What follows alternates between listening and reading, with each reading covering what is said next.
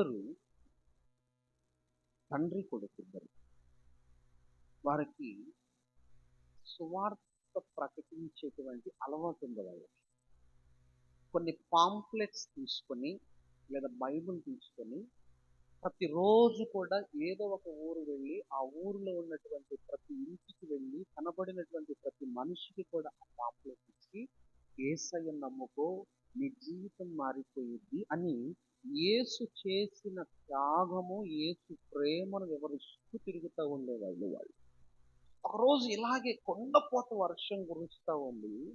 ఈ వర్షానికి తండ్రి అన్నాడు, ఈ రోజు వద్దులేరా రేపు వెళదాము, వర్షం తగ్గిపోయిన తర్వాత వెళదామని తండ్రి అన్నాడు. కానీ ఎందుకో కుమారుడు ఆ మాటను అంగీకరించలేకపోతున్నాడు. తన మనస్సులో తన మదిలో తన హృదయంలో ఒకటే మంట, వెళ్ళాలి వెళ్ళాలి వెళ్ళి తీరాలి, సువార్త ప్రకటించాలి అనేటువంటి మంట తనను స్థిరముగా ఉండనివ్వట్ల. ఆ తండ్రి మాటను విననివ్వట్ల. సరే నువ్వు వచ్చినా రాకపోయినా నేను వెళ్ళిపోతానని చేతిలో కొన్ని పాంప్లెట్స్ తీసుకొని మరొక చేతిలో ఒక బైబిల్ తీసుకొని వెళ్ళాడట. ఒక ప్రాంతానికి వెళ్ళాడు, ఒక గ్రామానికి వెళ్ళాడు. ఆ గ్రామానికి వెళ్ళి ఆ గ్రామంలో తనకు కనబడినటువంటి వారికి ఆ పాంప్లెట్ ఇస్తూ వెళుతున్నాడట. ఆ పాంప్లెట్ ఇస్తూ ఆయన తిరుగుతూ ఉన్నాడు. ఒక వైపున మరొక వైపున ఒక ఇంట్లో ఏం జరుగుతుంది అంటేనండి, ఒక ముసలమ్మ ఉరేసుకుంటుందట లోపల. తలుపులన్నీ వేసేసి గొళ్ళెం పెట్టుకొని గడిపెట్టుకొని ఉరేసుకుంటుందట. తనకేదో కష్టం వచ్చింది, తనకొచ్చిన బాధను బట్టి ఆ బాధను భరించలేక, తనకొచ్చినటువంటి ఆ సమస్యను జయించలేక, ఇక ఏ మార్గము లేక చచ్చిపోదాం అనుకొని ఉరేసుకుంటుందట. ఆ ఉరేసుకుంటున్నటువంటి ఆమెను కాపాడటానికి ఎవరూ లేరు. అసలు ఆమె ఉరేసుకుంటున్న సంగతి ఎవరికి కూడా తెలియదు. ఆ గదికి ఆమెకి తప్ప ఎవ్వరికీ తెలియదు. ఆమె ఉరేసుకోవడానికి స్టూల్ వేసుకుంది, స్టూల్ మీద నుంచుంది, పైన తాడు కట్టుకుంది, ఆ తాడు మెడకు కూడా తగిలించుకుంది. కళ్ళెంబటి కన్నీరు గారుతా ఉన్నాయి. గుండె నిండా బాధ ఉంది. ఆ బాధను పంచుకోవటానికి ఎవరూ లేరు ఆమె దగ్గర. ముసలమ్మ ఆ బాధ నుంచి విడిపించే వాళ్ళు ఎవరూ లేరు.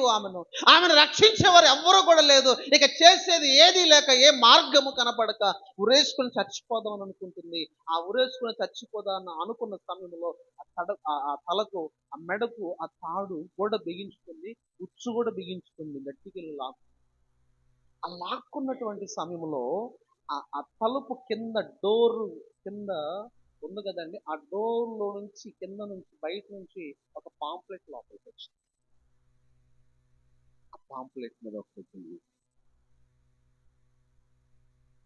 నా కుమార్తె నా మాట విను అని ఒకటి కింద చూసింది. అన్నది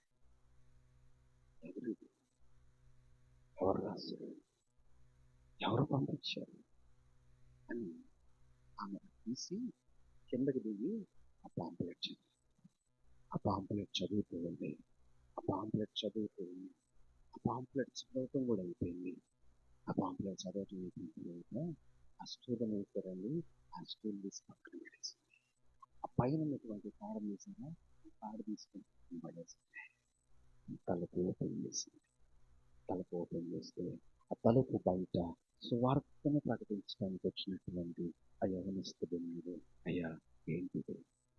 ఇది నా దేవుని యొక్క సువార్త, ఇది నా దేవుని యొక్క వాగ్దానము, ఇది నీ కోసము, నిన్ను రక్షించుట నిమిత్తము నా దేవుడు నీ కోసము చేసిన బలి యాగమును గురించినటువంటి వార్త.